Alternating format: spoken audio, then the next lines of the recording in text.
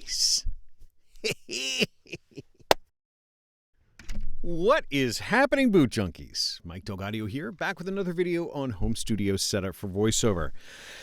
Oh yeah, we've got a couple of microphones in the booth today, and I think you're going to be happy with this one. I say that pretty frequently, but I think you're going to be happy with that one. And if it affects your wallet, I'm apologizing in advance. There's nothing that could be done, but this one may be affecting your wallet.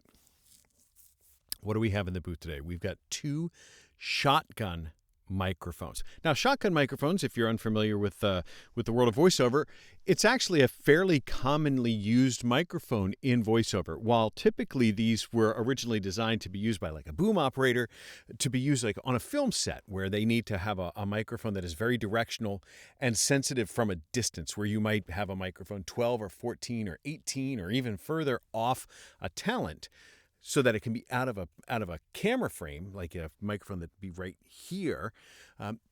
A shotgun microphone is also fairly frequently used in VoiceOver, and one of the most commonly used VoiceOver shotgun microphones is this one right here. This is my Sennheiser MKH416. You see them all over the place, especially if you're doing television promotion. Anything where you need a big, authoritative voice, the 416 is used all over the place, really all over the place. And for good reason, because I think it's a great sounding mic for VoiceOver. I've certainly made my share of money with my 416. We like the 416. So out of the blue, a company I was completely unfamiliar with, had never heard of them before, sent me an email and they said, would you like to test out our microphone and would you compare it to your 416? And that caught my attention. If they said, would you test it against your 416? I was like, well, yeah, sure. Then go ahead and send me the microphone and I'll put it up against a 416 and we'll take a listen and we'll actually see how it sounds.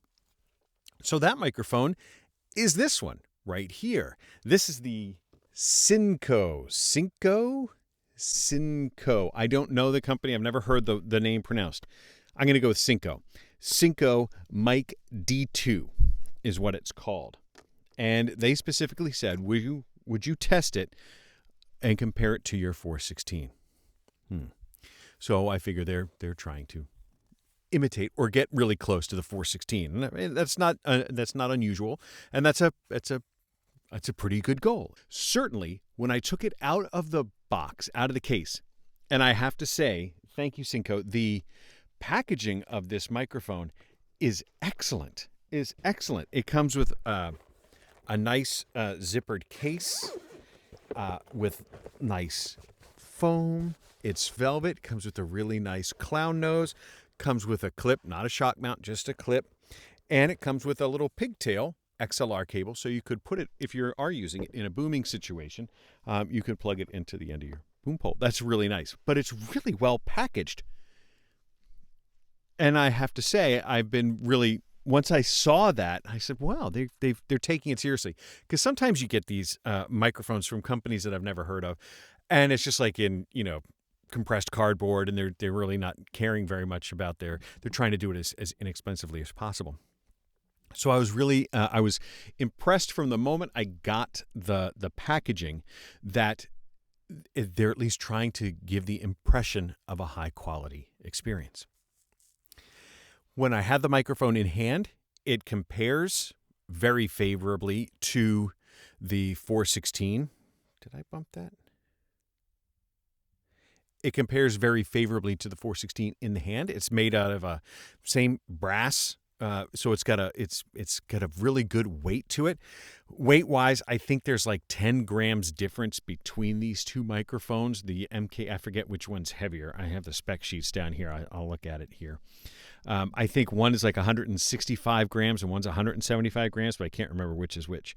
The Synco is 165, and this one is 175. For all intents and purposes, they're the same weight. 10 grams difference on 175 grams. They have very similar frequency responses. They have very similar patterns.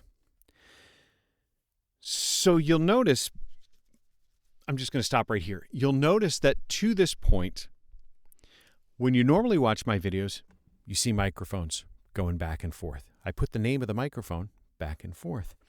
And you may have noticed that I hadn't done that so far because I've been playing a trick on you.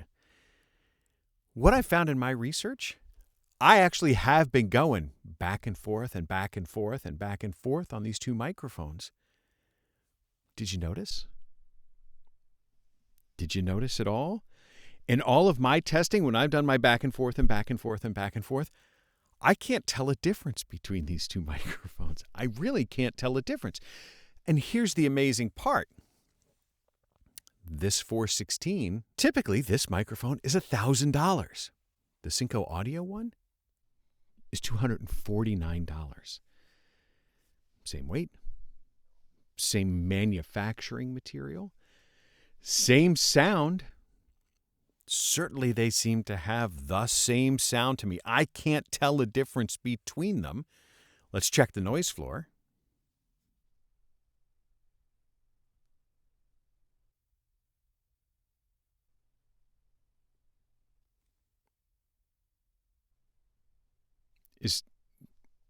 They're both silent mics. There's no perceptible noise floor. I think one's got like a 12 dB noise floor. I mean, it's like nothing. There's very low noise floor on both of them. So somehow, Synco has replicated not only the feel of the microphone, but the feel of the microphone. They both are the same microphone. So if you are looking for a shotgun style microphone, if you're a YouTuber, let's say you're doing this talking head kind of YouTube thing, and you wanted to have the microphone right here. So this is, let's see, this is just out of frame right here. So if I put the microphone right here, it'd be 6 inches off my face. It would pick me up no problem and would be just out of camera. Very common use for a shotgun microphone. If you're a narrator and you want to make sure that you've got a perfect view of your script, and so you have your microphone just out of your view, shotgun microphone is great for that. If you're looking to get started and you don't have $1,000 to spend, the Synco.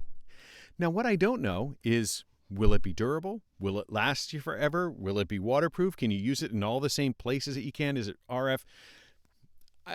All that stuff for the voiceover world, I don't care about all that stuff. I'm never going to get my microphone wet. It's never going to be outside. I'm never going to use any of that stuff. So I'm only looking at this from the perspective of, is this appropriate? Could this be used for voiceover? And I have no reason to believe that it couldn't. One thing I haven't tried. Do I have it in here? Let me go get my windscreen for the 416 and compare the windscreen for the Synco, because this one does feel thicker. It's got this like flocked velvet, and we should see if that affects the sound or if you have to worry about one of these. One sec.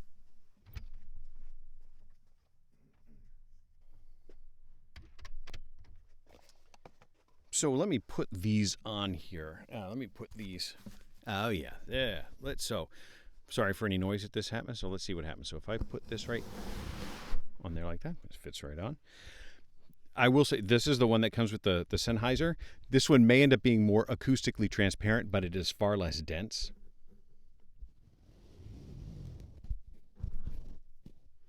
So now we have the Syncos with the Synco audio, the D-2 with its foam filter on, and the Sennheiser with its foam filter on. You may notice an ever so slight reduction in the highs of the microphone, but this is something that you might use in your booth just to take the plosives out. Now I brought something else in, and I've had this in my cabinet for a while, meaning to use it, meaning to do a video about it, and I haven't. It just occurred to me. I'll give you another option. So if this is inconvenient, if this is taking away too much of the high frequency response, I'll show you one thing that you can use. This is from Hook Studios. I bought this a while ago, and I forget the name of it. Gosh, I should have been better prepared for this.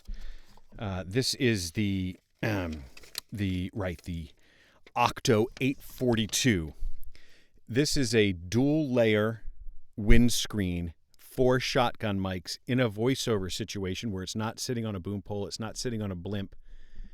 but you can just put that over the end, and now you get a nice little low profile windscreen to stop the plosives from getting into the microphone, and it should be very acoustically transparent, much more so than I would think this. This feels dense, and it feels really good and flocked and velvety. But if this is not for you, you could always use a Hook Studio type deal to the Octo pop filter. I should have thought about that before I started talking, but it occurred to me as I walked out to get this thing that I had this thing sitting here. So this is also a perfectly acceptable setup for VoiceOver. I don't know. So what do you think? I can go over the specifications for it, but gosh, their sound is so similar. Specification-wise, their mics are also extremely similar. Frequency response is about the same. The Synco audio says it's 20 hertz to 20,000 hertz. The 416, I think, is 40 hertz to 20,000 hertz. They both feel like they have the same presence boost from the sound perspective, even though the Synco audio says it's got a very flat response. I don't think it's a flat response. I think it has that presence boost up around the 5 kilohertz. They don't give a frequency response graph on their website, so I don't know what the actual frequency response is. Similar sound pressure levels, 130 decibels, so you can get loud in front of this microphone. It's not going to be a thing. They both require phantom power. They do say that there's a different pattern between them. On the documentation, the 416 says it's a supercardioid pattern, whereas the D-2, the Synco audio D-2, is a hypercardioid. If you don't know what that term means, what the cardioid patterns mean, it refers to the lobe of sensitivity in front of the microphone. Not all microphones are sensitive all the way around. There's a sensitive side of the microphone and a less sensitive side of the microphone. And so the Sennheiser has a supercardioid pattern. So instead of being everywhere on the front, it's about a lobe of about maybe 80 degrees wide in front of the microphone. The D2 says it's hypercardioid, so it might be just a bit narrower. So as I move from side to side in front of the microphone, you may notice that especially the highs will start to fall off very quickly. And as you get over to the side of the microphone, so I'm 90 degrees to the microphone, you may find that the sound disappears almost entirely from the side of the microphone. That you won't actually hear that much. That's that off-axis rejection for the microphones themselves. Just for a point of comparison, the Sennheiser, as you move over to the side, I'm now 90 degrees to the microphone on this side. For VoiceOver, it doesn't really make much of a difference because we're standing right in front of it, but it can be handy if you have a source of noise from the microphone.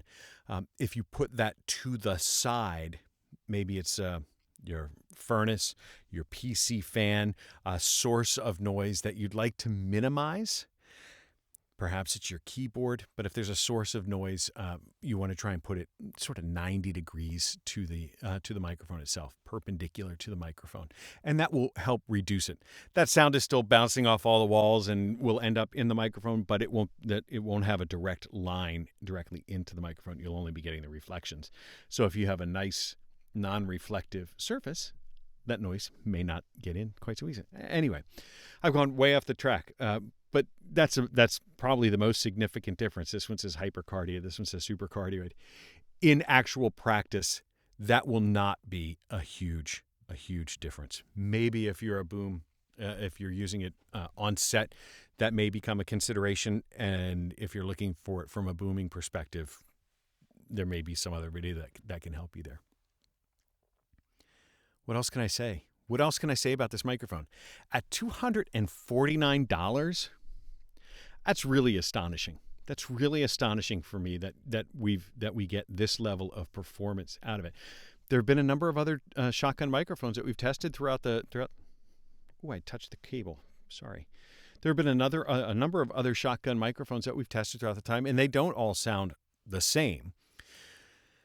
I think that they have done a very good job replicating the sound of the 416 for VoiceOver. So if you are looking for, if you've been saving your pennies for a 416, I can tell you that from my perspective, the Synco Audio Mic D2,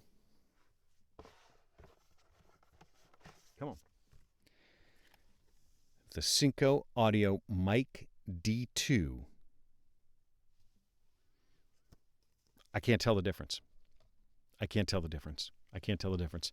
So consider it. See if it's the right one for you. It might just be. Anyway, that's all I have for you today. I hope that helps. I hope it helps. Now, go get yourself a microphone. Maybe a shotgun microphone, but get yourself a microphone so you can get into the booth and you can record something amazing. Thanks. We'll talk to you next time.